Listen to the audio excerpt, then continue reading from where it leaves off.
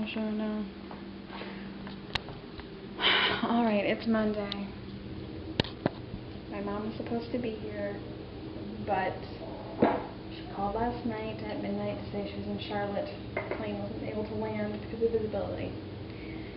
So, 11, and I'm glad. Oh, sorry. I've already taken my medicine.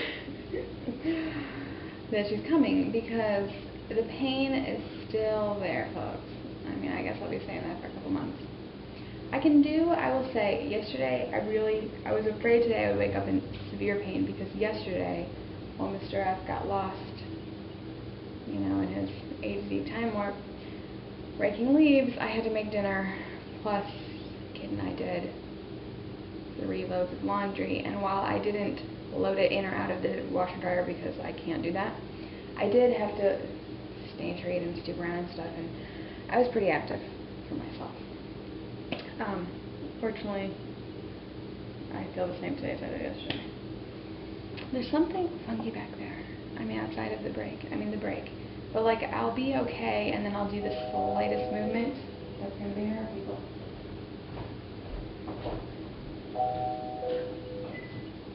Hello? Hi.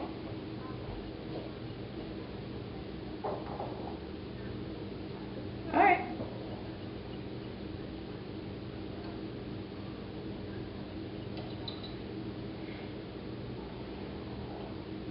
Yes. Okay. Well, call me when you land. Or don't. Okay. Okay. Alright. Bye. Ay. So, back on track with that. So, not only did she couldn't fly in, but because there's a weather delay, they don't put you up, right? It cost her like $500 to fly here, and then she had to put herself up for the night, and now she's going to have to take a cab from the airport because Mr. F had to go to work, and I can't drive and get her, so I do feel a little bit bad about that. I told her to price line it. She's just not newfangled enough to do the price lining. Anyway, there's some things I do. Like yesterday, I tried to pick up a shirt. Boom. I mean, I'm like screaming in unbearable pain. It's just like, and I can't figure, like, am I pinching a nerve when I do that? Or am I like separating the brake? I don't know. It's horrible. Alright. On to what's going on. So, there's the crazy old lady who walks every single day no matter the weather. She was such an old lady badass. I mean, really all day long. Always with like the scarf tied on her head. I mean, and she can pick up a pretty good pace. Anyway.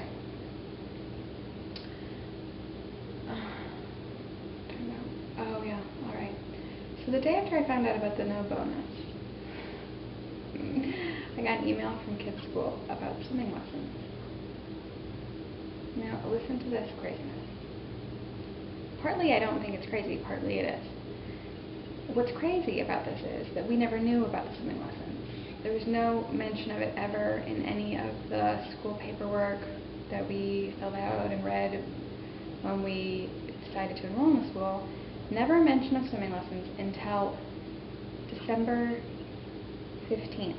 At the bottom of the newsletter, it said, more information on swimming lessons before school comes back from break. What the heck? I'm thinking swimming lessons. What's the deal with the swimming lessons? It must be an after-school program, because they have a whole after-school program. And I was kind of thinking, oh, well, too bad. Kid won't do that, but I can find out when they are and take her herself, you know, because she's not in after school. Well, I get the email just the other day from the kindergarten teacher saying that it's, you know, how much it is, and that it's from like 9:30 to 10:30 a.m. on Wednesdays. And I'm like, what the heck is that all about?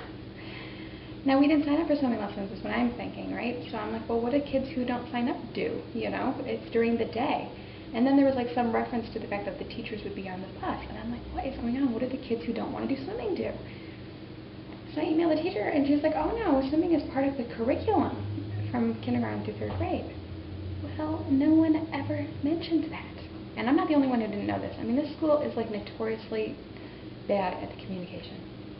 I don't have a problem with that, but it's something I would have liked to know beforehand. And I like to say I'm paying a pretty hefty tuition for curriculum as is. So if that's your choice of curriculum because you don't have phys ed or whatever, that should be being paid for by the school. I shouldn't have to pay an additional, whatever. And certainly if I do have to pay an additional, I would like to have more than a day's freaking notice. So it's not an option. She's enrolled in it, and they already gave me the bill with the swimming lessons in it. I was just like, what the heck?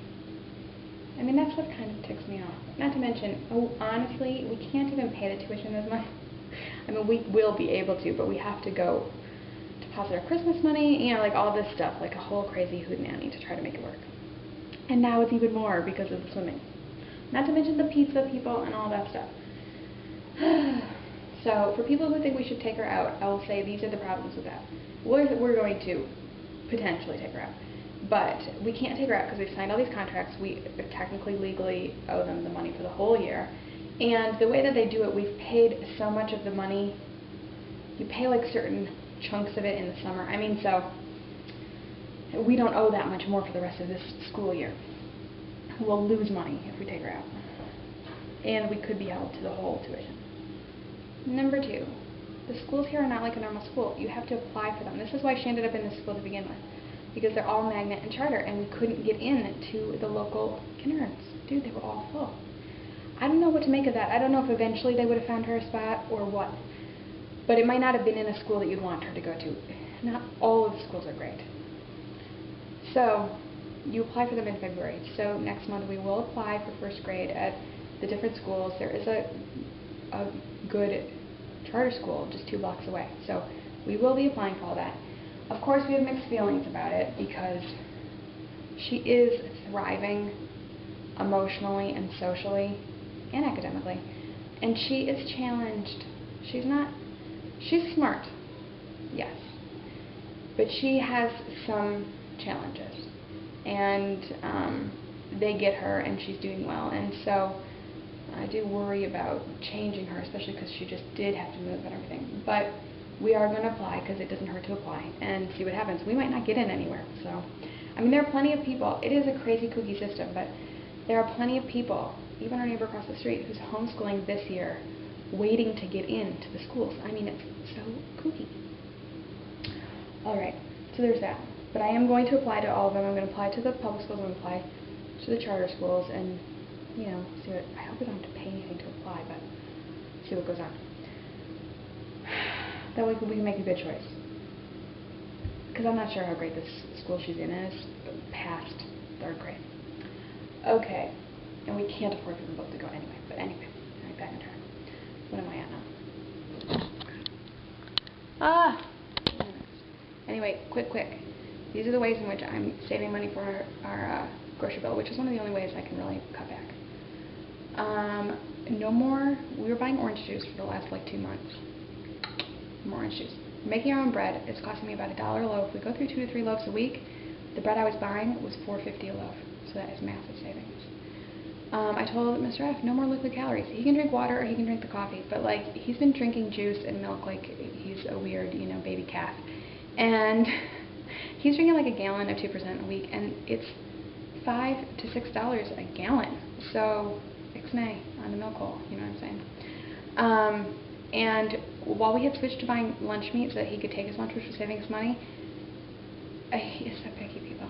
Instead of that, we're getting a rotisserie chicken at the beginning of the week and making chicken sandwiches or chicken salad all week, saving us $8 right there because the lunch meat was $12. So, and I'm not drinking my sparkling water anymore.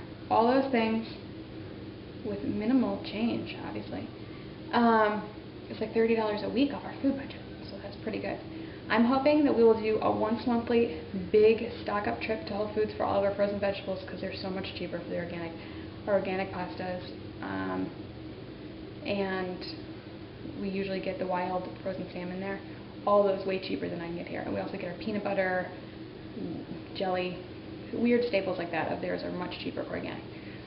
1 month do that. It usually costs us about $100, $130 to get a month's worth of stuff. And then I'm hoping I can really limit it down to $65 a week, the rest of our groceries. Maybe even less with the bread, and if I can get him to really stop drinking the milk. I might be able to get us down below. I'm hoping 50 some weeks. So that is with the bigger stock up, but when you average it out, that'll still be under, be about $75 a week, which is pretty good for a family of 4 people. All right.